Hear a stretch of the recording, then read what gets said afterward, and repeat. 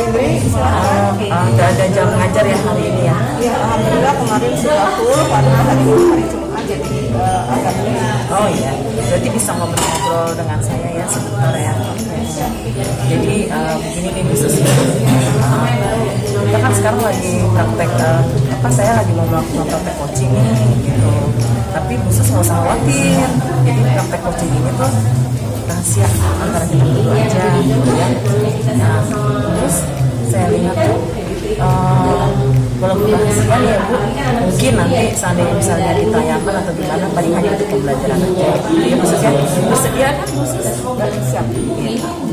Jadi begini khusus, kalau saya perhatikan ya khusus ya di kantor gitu di ruangan, khusus kadang-kadang suka menyendiri gitu, terus kayak ada yang memikirkan gitu, kayak bingung gitu. Sebenarnya ada masalah atau ada apa gitu yang khusus mau bicarakan gitu? Gimana ya? Jadi malu nih Indri. Gak usah malu tuh, dikeluarkan saja. Tapi nggak apa-apa nih Indri kalau saya ngomongin. Nah, apa tuh?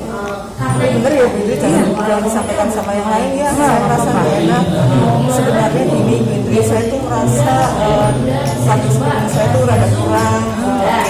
Misalnya apabila ngomong di depan orang banyak, kalau orang tua murid atau apalagi kalau pejabat Indri, saya merasa minder. Mesti gimana ya cara mengatasi? Baik, jadi dari nanti apa yang bisa saya bantu nih kira-kira ya khusus. Nah sebelum ke pembicaraan atau diskusi kita ya, kira-kira menurut khusus ya dari pembicaraan nanti atau diskusi kita kali ini apa yang mau khusus hasilkan gitu? Saya pengen ada perubahan pada diri saya pengennya lebih percaya diri dalam misalnya bicara di depan umum. Kan kita biasa jadi upacara ya. Di situ terkadang kalau ada tamu kan suka ada tamu aja namanya di sekolah yang tamu dari luar mau menyampaikan sesuatu pembicaraan masih melihat personil, artinya aduh ada tamu dari luar, saya mesti gimana nih, saya seperti itu Indri. Nah selain yang tadi khusus bicara sama saya gitu ya, ada kendala lain nggak Bu? Misalnya dari publik kan khusus nih pengen supaya bisa punya keterampilan public speaking yang baik ya mungkin, karena bisa mungkin dia bisa menghadapi orang banyak seperti apa. Kendala lain dalam hal public speaking itu selain misalnya supaya apa keterampilannya itu sendiri gitu, misalnya apa tuh? Saya sebenarnya kepengennya memang saya suka sharing sama teman sejawat. Kan ada teman saya yang pandai ya. Di situ saya kadang nanya apa sih trik-triknya. Kemudian saya juga menanyakan bagaimana dia mengelola bahasa di depan orang banyak. Tapi kalau saya pikir saya sendiri kok belum bisa menerapkannya. Terkadang saya sendiri bingung sama diri saya sendiri. Nah untuk melakukan bicara di depan orang banyak itu sebenarnya ada ketakutan tersendiri nggak dari khusus? Maksudnya kenapa bisa sampai khusus merasa nggak percaya diri gitu? Kalau kata yang lain sih saya sudah bisa, atau kadang ada yang bilang khusus, tapi saya sendiri masih merasa enggak sebenarnya banyak kekurangannya. Jadi timbul di hati saya sendiri kayaknya belum seperti yang saya harapkan gitu. Mesti gimana ya untuk mengelola bahasa yang supaya orang itu langsung nerap apa yang saya sampaikan, karena saya tuh kurang ya bahasa saya tadi begitu salah ya, takut salah, kadang takut tidak diterima sama orang ya seperti itu ya. Kalau yang dari khusus ceritakan ya, jadi dengan perasaan khusus yang ketika public speaking dengan orang lain ya, bicara kepada orang banyak, takut begini, kenapa bisa sampai khusus punya perasaan seperti itu? Padahal orang lain udah ngomong, khusus udah bagus gini gitu. Kenapa bisa punya perasaan itu? Itu mungkin karena kepercayaan diri saya yang kurang bingung, atau ya ini gimana kalau menurut sikap saya seperti itu. Jadi khusus merasa, kalau boleh saya simpulkan ya, jadi khusus ini merasa keterampilan public speaking khusus ini terhadap orang banyak itu masih kurang karena khususnya kurang percaya diri, begitu ya khususnya. Seperti itu. Nah, saya sendiri kadang sudah mencoba di depan kaca, saya pernah latihan gitu ya. Pernah saya ditunjuk jadi MC. Saya sampai di depan kaca, saya baca lagi, saya balik lagi, sampai saya minta saran sama anak Indri. Anak saya panggil, jadi sini lagi ibu mau ngomong, ibu mau ada tugas untuk jadi MC. Jadi udah bagus apa belum? Kalau kata Dede sih iya tapi saya masih aja rasa saya masih ada yang kurang. Jadi kalau dari cerita khusus biasanya nggak ceritakan lagi nih, kan misalnya ini ambil satu contoh ya, ketika khusus mau berbicara di depan orang banyak, seperti apa tuh kira-kira yang khusus lakukan, mungkin persiapannya atau apa gitu? Pertama tadi saya latihan di depan kaca, kemudian saya baca ulang-ulang dari awal sampai akhir, terus suara saya lantangkan. Kemudian kadang lagi suara saya merdu-merduin kadang gitu. Tapi lucu juga ya Putri, kayaknya kayak terlalu ini dipaksakan atau apa gitu ya. Tapi dalam hati saya itu punya prinsip saya harus bisa, saya ulang-ulang lagi supaya saya bisa jadi harus bisa seperti itu. Tapi kedepannya mudah-mudahan apa yang udah saya ulang-ulang itu terdengar oleh saya dan hati saya yakin saya bisa insya Allah ke depan. Kalau saya lihat dari sini, selain yang tadi khusus ceritakan, ada kendala lain kah atau mungkin masalah lain yang mungkin mengganjal di hati khusus sehingga membuat kepercayaan diri khusus itu kurang? Misalnya mungkin ada omongan tertentu dari teman-teman atau apa mungkin yang akhirnya membuat kepercayaan diri khusus itu kurang. Nah, memang pernah ada kejadian mungkin dari trauma buat saya karena posisi saya pada saat itu mungkin ya bisa dibilang ada gap lah intinya seperti itu. Nah dari situlah seolah pressure saya itu kurang diakui, merasa kurang dihargai gitu ya.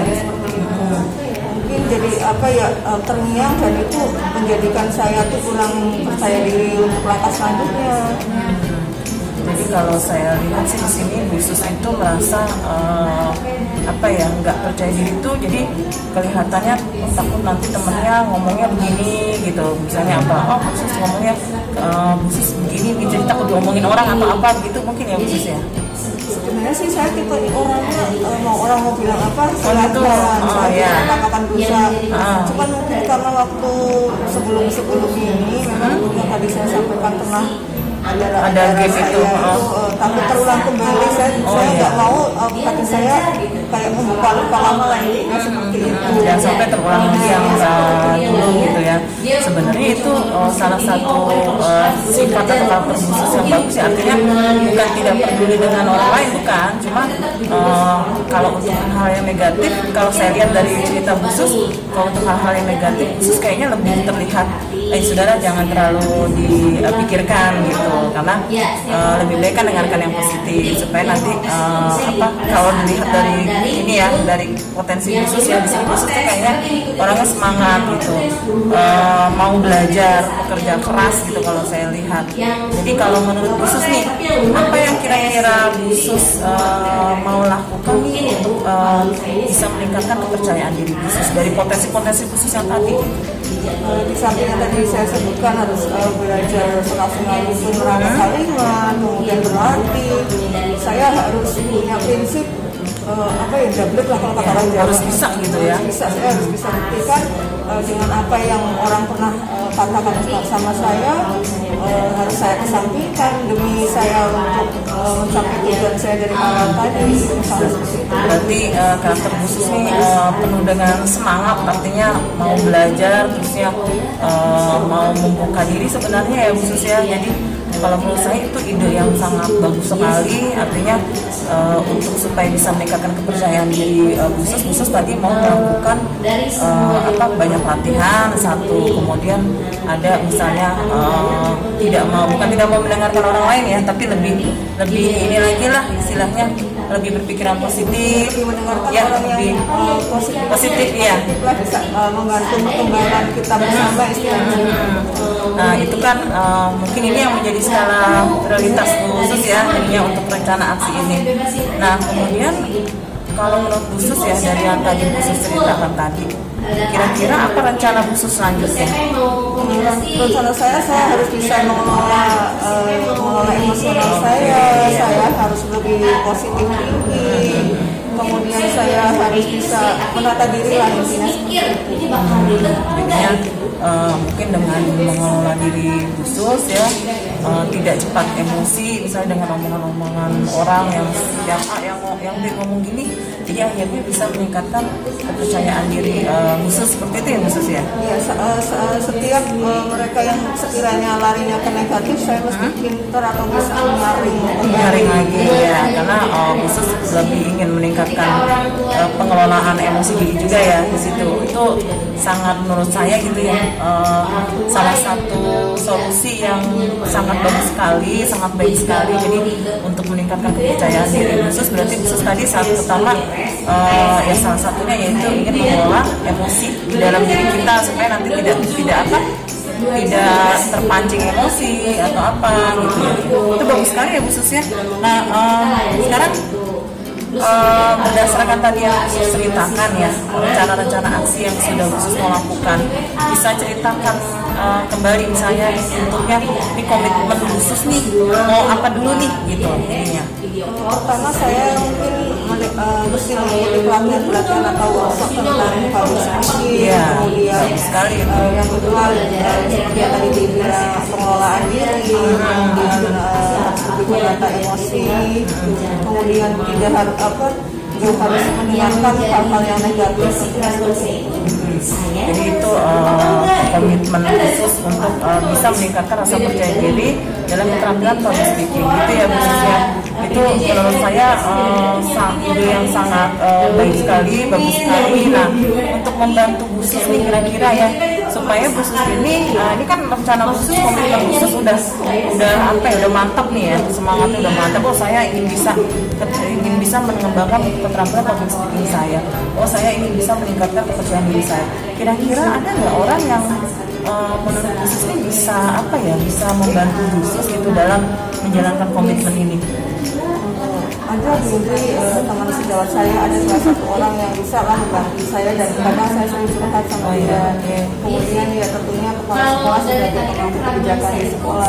Kemudian ya pasti saya akan minta tolong lagi sama Bu Indri, karena Bu Indri sangat membantu saya dengan saya ngomong permasalahan yang saya sampaikan ke Bu Indri. Saya sekarang juga udah merasa lega Bu Indri.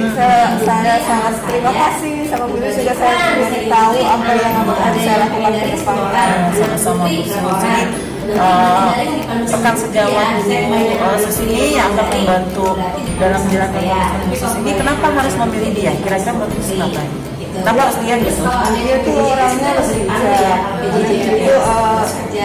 bisa memberikan motivasi, support, gimana ya pun kalau misalnya yang harus dilakukan seperti ini. Jadi kita saling sharing dan tidak tanpa dia menyambutkan saya sebagai teman sejawat. Misalnya kita kurang tidak menyalahkan, tetapi bagaimana cara mencapai apa yang kita harapkan. Ini lebih memberikan motivasi lah ya kita, sehingga dengan khusus memilih rekan sejawat yang khusus ingin menjalankan komitmen ini yang membantu, artinya khusus mengharapkan supaya khusus ini lebih semangat, lebih termotivasi. Saat itu dia juga orangnya pertama supel, cara berbicara di depan umum juga bagus kan, berarti otomatis bisa memacu saya untuk lebih bisa mengupdate saya, percaya diri lagi ya. Saat itu juga dia mau mendengarkan, kadang kan kita suka ngobrol-ngobrol ya, itu ada masalah ini ya, ayo ngobrol kali aja ada bisa meringankan seperti itu. Jadi kalau dari cerita-cerita khusus tadi kayaknya bisa kita simpulkan ya khususnya, artinya khusus sudah punya rencana-rencana aksi dan komitmen. Saya doakan semoga apa yang komitmen khusus yang sudah diputuskan hari ini, yang atas diskusi kita hari ini, semoga bisa dijalankan dan bisa meningkatkan kepercayaan diri khusus dalam public speaking. Gitu ya khusus ya. Semangat ya khusus ya. Insya Allah Bu, dan saya terima kasih banget atas sudah bersedia ya sama-sama. Keluar saya dan memberikan masukan-masukan sehingga saya mendapat apa yang bisa saya nilai lagi. Insya Allah pasti khusus bisa ya. Semangat ya. Ya. Insya Allah. Terima kasih ya Bu Indri. Ya, sama-sama Bu Sus. Juga dari praktek coaching yang dilakukan oleh Ibu Indriana dan Ibu Susmiati, coach dilakukan oleh Ibu Indriana, sedangkan coaching oleh Ibu Susmiati. Pengamatan dari saya yaitu coach memulai diskusi dengan membangun hubungan yang positif terlebih dahulu, sehingga coaching menjadi nyaman dan percaya, sehingga ingin menceritakan masalahnya dan terjadi kemitraan di antara coach dan coaching. Coach sudah mengawali dengan menyepakati dan menyebutkan tujuan. Coach melakukan komunikasi asertif dan menjadi pendengar yang aktif saat mengidentifikasi, mengajukan pertanyaan yang efektif dan terbuka, sehingga coach bisa menemukan potensi dan kelemahan berdasarkan pengalaman coach. Pada saat rencana aksi, coach mengajukan pertanyaan mengenai rencana yang akan dilakukan untuk mengarah pada pencapaian tujuan. Coach menemukan solusinya dari diskusi. Pada saat langkah tanggung jawab, coach sudah mengajukan pertanyaan efektif dan umpan balik mengenai komitmen. Coach pun melakukan penguatan dan semangat kepada coach untuk melakukan rencana aksi dan tanggung jawabnya. Demikianlah pengamatan dari saya. Terima kasih.